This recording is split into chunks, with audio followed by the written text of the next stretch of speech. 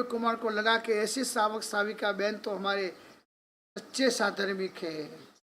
स्वामी ना सगपण समूह अवर न सगपण कोई, भक्ति करो स्वामी, स्वामी है साधर्मिक, स्वामी तनी समकित निर्मल होय।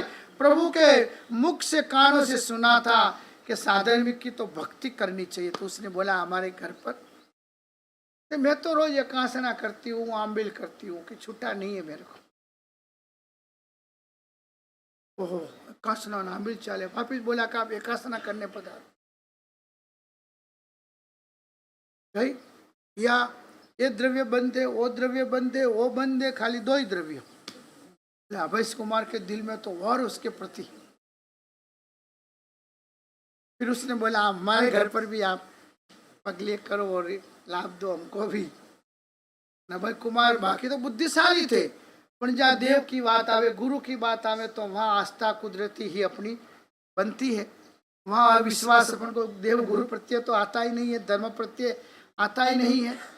इसलिए कहा सूक्ष्म बुद्धिया सदा ज्ञेयो धर्मो धर्मार्थी भी नरी। जो धर्म के अर्थी आदमी है, व्यक्ति है, उसे अपनी बुद्धि का हमेशा उपयोग करना चाहिए।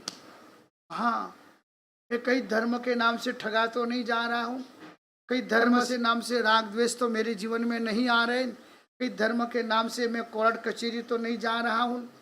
है वो सोच विचार आ जाए ने तो उपाधि ग्रहण हो जाता है, नहीं जानने लायक जान लिया जाता है, और है यानी छोड़ने लायक अपन बुद्धि से छोड़ सकते हैं। तो यहाँ पर भी अभय कुमार ने तो विश्वास कर दिया। एक बार हो ही आता है, इतना बाहर से बाह्य आचार विचार इतना शुद्ध हो है तो कौन नहीं ठगा जाता है। अभय कुमार ने हाँ बोला, खाने के लिए गए अभय कुमार जी उनके घर पर, ऐसा भोजन में डाल दिया। ट्रेनों में आजकल बनता है ना आपको, एकदम फर्स्ट क्लास आदमी होता है, अलग मलग की बातें करता है, दोस्ती हो जाती है, और फिर वो मौका देखकर बिस्किट और चाय मंगाते हैं, बिस्किट खुद के अंदर से निकालता, खुद खाता है, और फिर आपको आग्रह करता है। तब आपको विश्वास हो जाता है कितनी अच्छी बातें की है, अपनी लाइन वाला आदमी है, ऐसा है वैसा है, चलो क्या एक बिस्किट ले लेते। अब वो ऐसा है बिस्किट आपको पकड़ाएगा कि जिस बिस्किट से कट आपका जेब काट सके। और खाते ही बहुत सारे लोग ट्रेन के अंदर ऐसी जगह पर बेहोश हो जाते हैं, 2-3 डेढ़ में अंगुलियों में से, गले में से, हाथ में से, जेब में से, या तो सूटकेस सब लेकर फरार होते हैं। बस वैसे ही उस वेश्या ने अभय कुमार को खिला दिया, अभय कुमार बेहोश हो गए। तैयारी फुल रखी थी, क्योंकि राजा चंड प्रद्योत का साथ था, कैसे भी अभय, क्योंकि सैनिक और चंड प्रद्योत को जमता नहीं था। दोनों कौन थे? भगवान के भक्त थे। चंड प्रद्योत राजा भी खुद भगवान महावीर की हयाती थी उस जमाने में, वह भी भक्त, यह भी भक्त, मगर एक दूसरे को, मगर उन्होंने दोनों में से एक ही ने भगवान को नहीं छोड़ा हो। सैनिक ने यह नहीं सोचा कि चंड प्रद्योत को ज्यादा रिलेशन है भगवान से, और चंड प्रद्योत ने यह नहीं सोचा कि भगवान राजगृह में ही ज्यादा रहते, 14 चौमासा वहां किए तो सैनिक से ज्यादा हो गए। नहीं, अपन को तो 2 सेकंड में आ जाता है। उत्तर पूर्व चलता रहे तो पश्चिम पूर्व का रिलेशन चलता हो, और 2 यहाँ आते जाते हो, तो सच बोलो मन में क्या होगा? बाबूजी बनना है, ओके बाबूजी बनना है, कह रहे बाबूजी करना है नहीं, बाबूजी भगवान महावीर रहे। हाँ, हमको क्या लेना देना अभी किसी व्यक्ति से, किसी पर्सनल मैटर से हमको कभी नहीं लेना देना है। हाँ, हमारी कोशिश तो यही रहती है कि आप राग द्वेष से निर्मल बन जाए, आप राग द्वेष से मुक्त बन जाए। तो प्रभु को भी यही था, मगर चंड प्रद्योत ने तो ऐसा मन में पाला हुआ था कि सैनिक की जो जीत हो रही है, सैनिक की जो उन्नति हो रही है, उसका कारण कौन है? अभय कुमार है। उसकी बुद्धि से ही सैनिक का सब काम चलता है। तो सैनिक कोई मूलम नास्ति कुतः शाखा, ये मूल ही ना रहेगा तो शाखा कहाँ रहेगी? अपहरण कर लिया, कर लेते, उठा लेते, यहाँ सुपारी देकर उठाते। पहले लोग ऐसी बुद्धि से उठाते थे। बस वो जो साविका बनी, वो जो धर्म क्रिया की, वो जो अष्ट प्रकारी पूजा की, वो जो सब किया, वो क्या था? दिखावा था। दिखावा यानी द्रव्य क्रिया, भाव नहीं था। यदि उसमें श्रद्धा, आस्था, भक्ति ने भाव आया होत तो उतने क्रिया से उसका आत्मा का कल्याण हो जाता। इसलिए अपन को जो भी क्रियाएं करनी है, कर्म करने हैं, वो द्रव्य क्रियाएं नहीं करनी है, लोभ लालच में नहीं करनी है। अभी हमारे कल भांडुप के ट्रस्टी आए थे, तो एक माझिया बटे 40 मेरे पुठे, न खादू न खावा दीदू, पूरी जिंदगी मेहनत करके, मजदूरी करके, मंदिरों में जाके, उपासों में जाके, पालिताना जाके, गिरनार जी जाके, बस जमा जमा जमा जमा, न कपड़े कभी अच्छे पहने, न कभी खाना अच्छा खाया, और लोभ लोभ लोभ दशा। वही 40 में एक मुसलमान रहता था, असामाजिक। उसकी नजर रोज होती थी कि भाई रोज खूब लाती है, जमा करती है, अने उन लोगों को तो कोई सोच दया होती नहीं है। और 3 दिन पहले ही माजी अकेली थी, लड़की की शादी हो गई थी, लड़का था नहीं। जब देखा कि पूरी 40 में कोई नहीं है तो उसका मर्डर कर दिया 4 दिन पहले। हिमांदी की औरत थी वो माजिया, और पूरा उसके घर में सोना चांदी जो जमा किया था सब ले गया। बहुत, मुझे कल ही बताया, बहुत जांच किया, कोई पता नहीं पड़ा। पी के परसों ही पकड़ा गया कि यही 40 में रहने वाला आदमी ने मर्डर कर दिया। अब क्या इस जिंदगी का लामा लिया? इतना जमा किया था, दूसरों की नजर पड़ी। वही माजिया ने सोचा हो कि मेरे पति चले गए, मेरे पास इतना सारा है, तो कोई अच्छी जगह पर एक मकराना की, एक ग्रेनाइट की तख्ती लगा दो, तो मर्डर तो हो गया, मर भी गई, अब उसका नामो निशान कुछ रहा जिंदगी में। एक दूसरी बात बताए कि हमारी दुकान के बाजू में तीसरी चौथी दुकान है कि बाबूजी उन्होंने पति से लिया पाके, छोरी ओरी शादी हो गई है, 7 करोड़ रुपया उसका बैंक में लोगों में फिक्स डिपॉजिट में है। कितना? 7 करोड़। और 2 दुकानें थी, उसका भाड़ा भी महीने का 1-2 लाख आता है। एकली माजिया है कि, मगर न तो एक दिन अच्छे कपड़े पहनती है वो बुढ़िया, न एक दिन अच्छा खाना खाती है। तो हम 2-4 लोग मिलके गए, उसको समझाया माजिया को कि लड़का है नहीं, लड़की अच्छे घर पे गई है। वो भी बोलती है कि माँ थारा आती तू कर, 1 रुपया नहीं छूटता बाबूजी, कभी इसका भी मर्डर होगा के।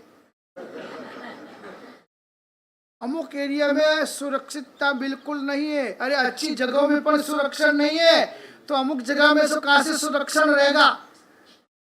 कल ही हमारे ट्रस्टी दिनेश भाई ने मुझे बताया, उनके एरिया में एक घटना घटी। तो पुण्यवानों, ये धर्म को इतना सारा टर्न बंद सुनने के बाद जीवन में कर्ण बंद भी जो आ जाए ने, तो जिनकी स्थिति है, जिनकी परिस्थिति अच्छी है, जिनको ये पता है कि एक दिन आंखें बंद होने वाली है, तब ये फिक्स डिपॉजिट या जो है सारी यहाँ की यहाँ ही रहने वाली है। कोई भाग्यशाली ऐसा होता है कि वो द्रव्य में ना रहकर भाव में आ जाता है और अपने हाथों से साथ कर लेता है। इसलिए यहाँ पर उसने जो किया, सैनी का अभय कुमार को खिला के बेहोश करके उठा के लेके चली गई। और जो सारा दिखावा किया वो किसके लिए किया? दिखाने के लिए, लोगों को ठगने के लिए किया। ऐसी क्रियाएं जो है वो द्रव्य क्रियाएं कही जाती है। यहाँ पर महापुरुषों ने अपन को बताया कि विनय रत्न नाम का एक साधु था, उसने दीक्षा ली, 12 वर्ष तक उसने संयम भी पाला, मगर किस लक्ष्य से? उदयन राजा का कट्टर विरोधी था, दुश्मन था वो।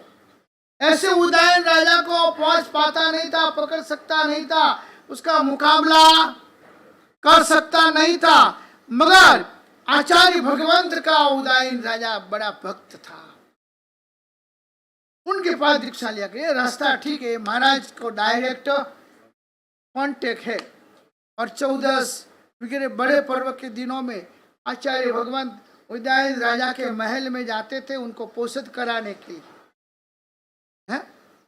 बहुत सारे लोग कहते कि महाराज ने साध संसार छोड़ो और मिनिस्टर थी कई लेनु देनु ऑफिसरों थी कई लेनु देनु है उन्होंने माला घनी चेन उन्होंने हैं जाप ध्यान करना से कर वास्ते उन्होंने बुलावता हुई कई मलियन में। पर ऐसे लोगों की सोच इतनी ही होती है। हेमचंद्र आचार्य महाराज भी सिद्धनाथ जैसी को कैसे रिलेशन बने उसके लिए उन्होंने बुद्धि का उपयोग किया, रिलेशन बनाया और राजसभा में जाकर महल में जाकर उपदेश देते थे कि उसको टाइम नहीं था इसलिए वो जाकर उपदेश देते थे। और जाने का कारण क्या था? लाख को उपदेश देना और लाख के पालनहार को उपदेश देना, 1,00,000 आदमियों को उपदेश देना और लाख आदमियों का जो बॉस है पालनहार है, एक ऐसे आदमी को उपदेश दो तो ये एक आदमी जो पा गया तो 1,00,000 आदमी तो उसका अनुसरण करने वाले ही है। वैसे आचार्य भगवान उदयन राजा को पोषित कराने, धर्म समझाने 14 वगैरह बड़े दिनों में महल में जाते थे। वहां उनकी पोषितशालाएं रहती थी। बड़े घरों वाले जो बड़े नगर सेठ वगैरह होते थे वो अपने घर में एक रूम ऐसा रखते थे कि जिसको पोषितशाला बोलते हैं या धर्म आराधना का जो बोलते हैं या साधना का खंड बोलते हैं।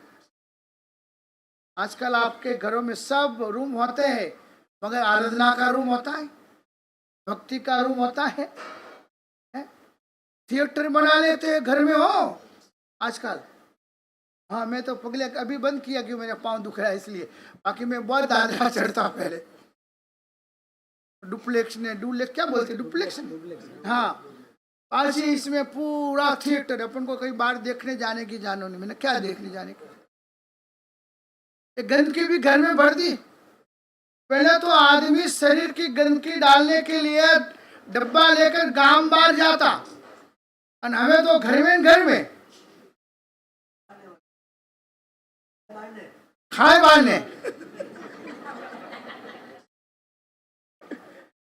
बारने और गंदगी घर में करे। तो उदयन के यहाँ जाते थे। विनय रत्न ने भी ऐसी सेवा की, ऐसी भक्ति किया और गुरु का मन जीत लिया। एक बार गुरु ने बोला चल आज तू, वो तो मौका ही देख रहा था।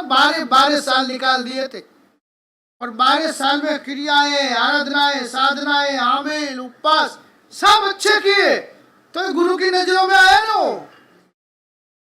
बस मौका मिल गया। उसने क्या किया था, होगा कि इस के अंदर एक छुरी छिपा के रखी थी।